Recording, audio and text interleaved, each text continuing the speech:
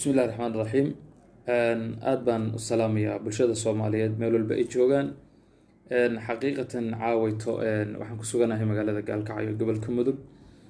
waxaa ka jira bandow waxaa maaragtay la xaqiijinayaa amniga magaalada iyadoo laga duulayo hadafkii dowladda federaalka iyo dowladda maamul goboleedka Puntland. waxaa la rajeynayaa insha Allahu tacaala awaamirtaas in si fiican oo mug leh looga maray dhaliyo ayadoo waliba amniga iska soo xumaanayay oo iska noqday maaragtay meel dhaxaad. laakiin ilaahay waxaan weydiisanaynaa subxaanahu wa tacaala inuu maaragtay ummadda Soomaaliyeed cudurkan adduunka hareeyay oo maaragtay adduunka qarribay oo dunidii ka dhawaajiyay ilaahay inuu subxaanahu wa tacaala uga dhiga maaragtay uga fududeeyo ummadda islaamka dhammaantood. ilaahay subxaanahu wa tacaala waa wax yimid oo ah in lagu waana iyo ictibaar qaato. marka aad waxaan u salaamayaa meel walba ay bulshada Soomaaliyeed joogto. waxaan leeyahay hala daa'imo maaragtay wanaagga iyo sharafka iyo qiimihii lagu yaqaan dadka islaamka ah. waxaan rajeynaynaa markaas ilaahay subxaanahu wa tacaala inuu naxariistiisa nagu gallado. ilaahay subxaanahu wa tacaala cudurro badan oo jira ilaahay subxaanahu wa tacaala naga dulqaado, lana daa'imo wanaagga iyo sharafka aan lagana teginin. insha Allahu tacaala waxaan waa iska masiibo. masiibadaasna maaragtay waxay kamid tahay masiibooyinka imaanaya oo dhacaya kamid tahay.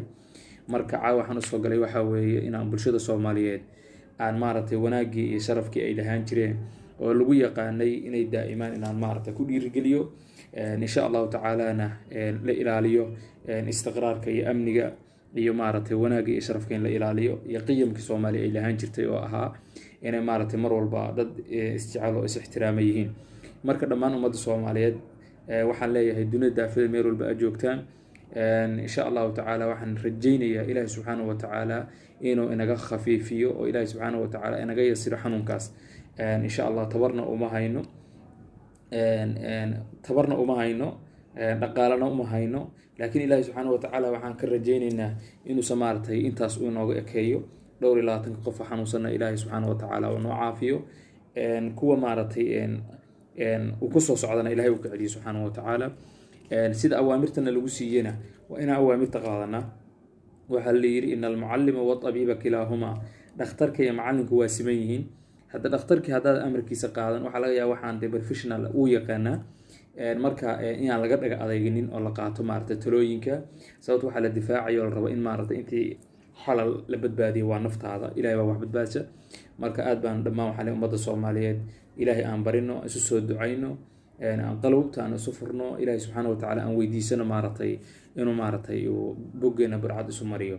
waxaan aaminsanahay quluub kala jeeda oo aan israbinin oo aan isdoonaynin oo isku diran oo xan iyo qabyaalad iyo wax aan nacfi balhanba isku haysa inaysan wanaag weligood gaarin baan aaminsanahay. marka aad baan idin salaamaya ummadda Soomaaliyeed meel walba aad joogtaan. ilaahay subxaanahu wa tacaala maaragtay cudurka ha naga dulqaado. asalaamu calaykum waraxmatullaahi wabarakaatu.